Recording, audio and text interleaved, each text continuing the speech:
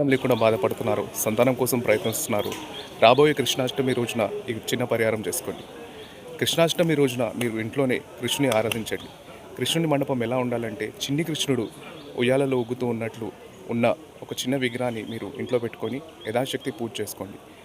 తప్పకుండా వెన్నని కృష్ణునికి నివేదించండి. అలాగే చిన్న బాలుడి వస్త్రాలు అంటే న్యూబోర్న్ బేబీ వస్త్రాలు ఏదైతే ఉంటుందో అది మీరు కృష్ణునికి సమర్పించండి. భార్యాభర్తలు ఇద్దరు 108 సార్లు సంతాన గోపాల మంత్రాన్ని పఠించండి. ఆ రోజు రాత్రి మీరు పూజ అయిన తర్వాత ఆ రోజు రాత్రి ఆ వెన్నని ఏదైతే మీరు కృష్ణునికి నివేదించారో భార్యాభర్తలు ఇద్దరు స్వీకరించాలి.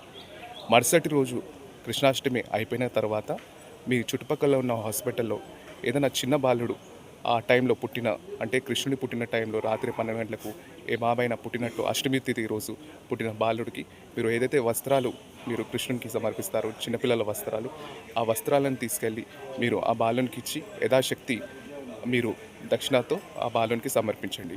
తప్పకుండా సంవత్సరం లోపు మీకు సంతానం కలుగుతుంది. హర హర మహాదేవ్, జయ మా గోరకాళి.